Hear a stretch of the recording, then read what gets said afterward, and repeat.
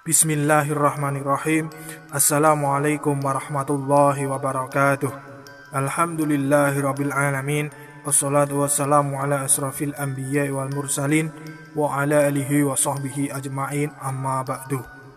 Pada kesempatan kali ini kita akan mendengarkan sebuah kisah yang sangat unik, dan kisah ini sangat berharga bagi kita semua, yaitu seorang jin ifrit yang mengalahkan seorang yang ahli ibadah. Untuk itu simak videonya sampai selesai.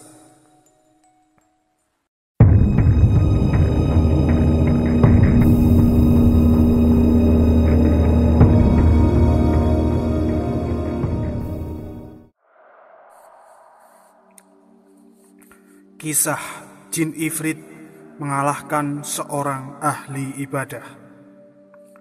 Alkisah, pada zaman Bani Israel dulu, hiduplah seorang rohaniawan yang melakukan ibadah selama 70 tahun tanpa melakukan perbuatan yang dilarang Allah.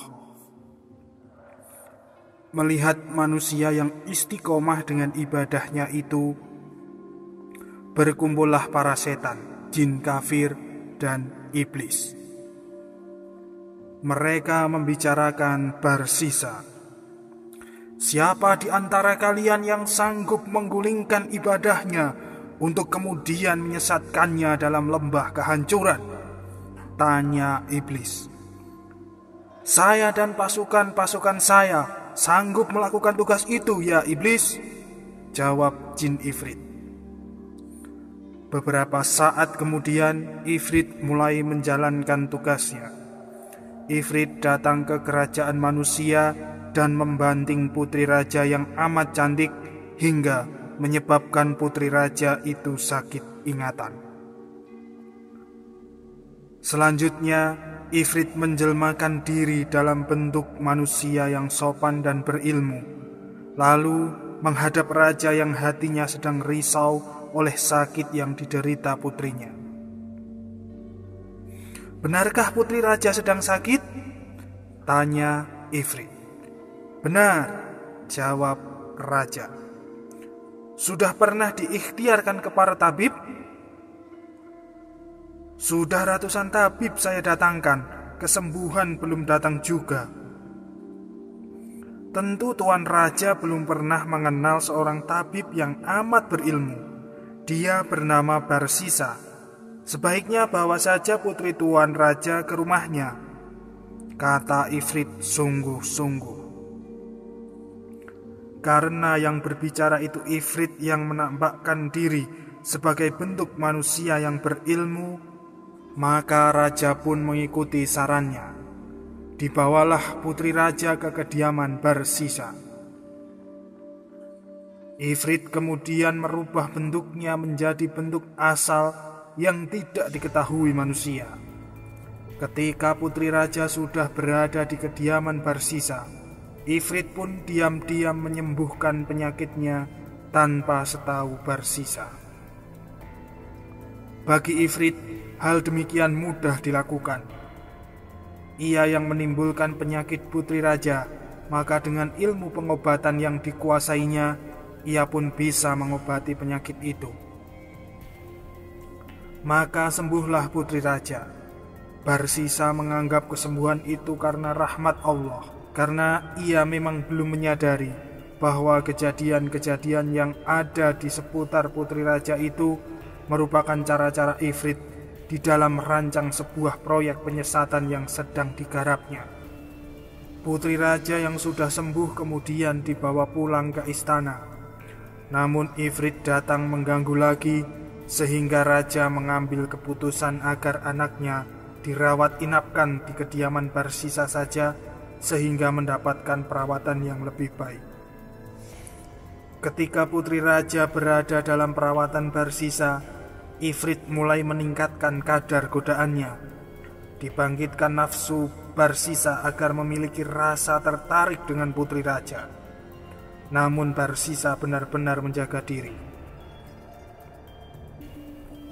Untuk menghindari hal-hal yang tidak diinginkan, ditempatkan putri raja itu dalam suatu bilik. Dan Barsisa mendekati bilik itu hanya pada jam-jam makan. Itu pun tidak langsung melihat putri raja, karena Barsisa meletakkan piring berisi makanan pada lubang yang secara khusus dibuat agar tidak terjadi pandangan dua manusia berlainan jenis. Untuk sementara, Ifrit membiarkan sikap Barsisa, hingga akhirnya Ifrit membisikkan di hati Barsisa bahwa meletakkan makanan pada lubang dekat bilik sang putri itu perbuatan yang kurang baik, karena bisa-bisa disambar anjing atau orang lain yang tidak berhak mengambilnya. Ifrit terus meniupkan rasa ragu dalam hati Barsisa, hingga akhirnya ia memutuskan untuk mengantarkan langsung jatah makanan sang putri ke dalam biliknya.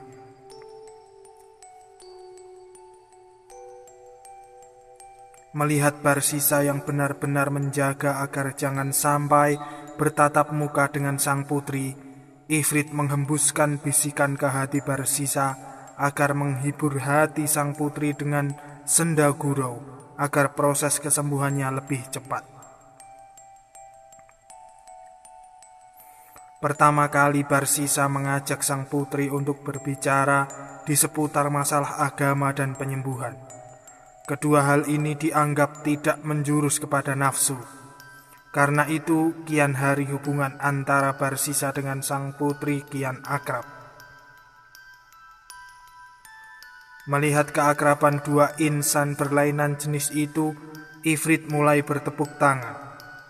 Selanjutnya Ifrit meniupkan bujukan kepada hati Barsisa untuk menyembuhkan dengan cara menyentuh sang putri. Keakraban ini kemudian membuat sang putri makin jinak di tangan Barsisa.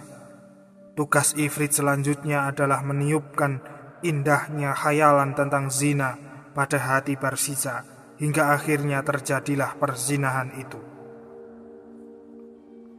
Akibat perzinahan yang berulang kali itu menyebabkan sang putri hamil.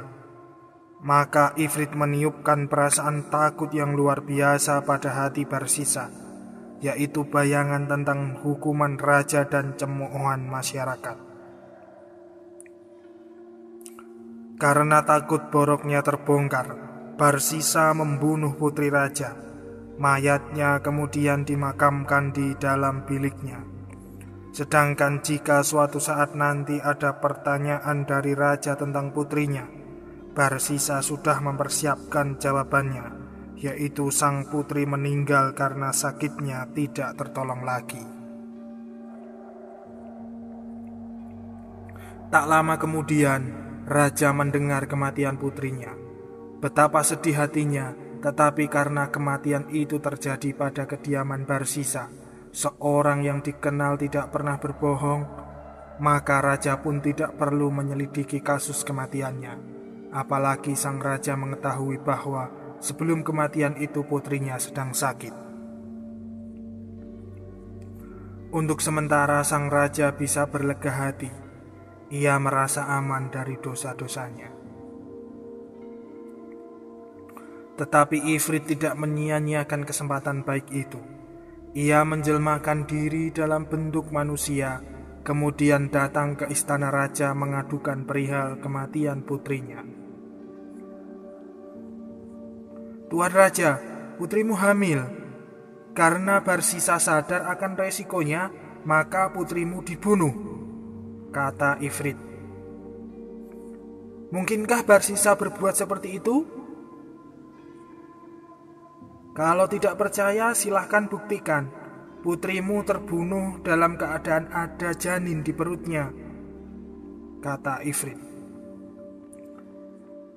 Raja bersama beberapa pengawal kemudian mendatangi kediaman Barsisa. Mereka kemudian masuk bilik peribadatan Barsisa dan membongkar kuburan sang putri. Ternyata benar, pada mayat itu terdapat janin. Barsisa kemudian digiring ke alun-alun untuk menerima hukuman mati. Melihat kejadian itu, Ifrit datang menampakkan diri di hadapan Barsisa. Ketahuilah, aku ini Ifrit yang mendorongmu melakukan perbuatan amat terkutuk yang menyebabkanmu dihukum salib. Tidak ada seorang pun yang dapat membebaskanmu dari tiang salib ini selain aku. Apakah kamu ingin bebas dari hukuman ini? Kata Ifrit. Ya, aku ingin kamu membebaskan aku, jawab Barsisa. Kamu harus memenuhi syarat yang aku berikan. Sebutkan syarat itu. Kamu harus menyembahku, wahai Barsisa, kata Ifrit. Bagaimana aku bisa menyembahmu, sedangkan aku dalam keadaan terikat? Tidak perlu dengan bertekuk lutut, cukup bagimu menyembahku dengan hati, kata Ifrit. Barsisa kemudian menundukkan kepala dan hatinya berikrar menyembah Ifrit. Tetapi benarkah Ifrit menolongnya? Ternyata tidak. Rohaniawan yang beribadah selama 70 tahun tanpa sedikit pun tercampuri dosa, akhirnya meninggal pada tiang salib dalam keadaan su'ul khotimah. Hikmah dan kesimpulan. Pertama, bahwa jin Ifrit itu mempunyai tipu daya yang amat halus. Kedua, dalam melancarkan aksinya, terkadang Ifrit harus membuat seseorang menjadi sakit, kemudian pada saat lain dia akan tampil sebagai dewa penolong.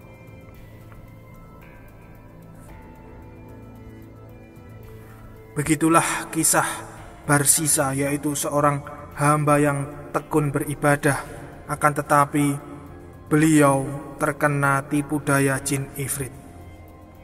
Semoga kisah ini dapat menginspirasi kita semua dan menjadikan kita lebih waspada dan selalu taat kepada Allah Subhanahu wa ta'ala. Mari kita tutup. Subhanakallahumma wa bihamdika asyhadu an la ilaha illa anta astaghfiruka wa atubu ilaik. Alhamdulillahirabbil alamin. Wabillahi taufiq wal hidayah. Wassalamualaikum warahmatullahi wabarakatuh. Salam spiritual.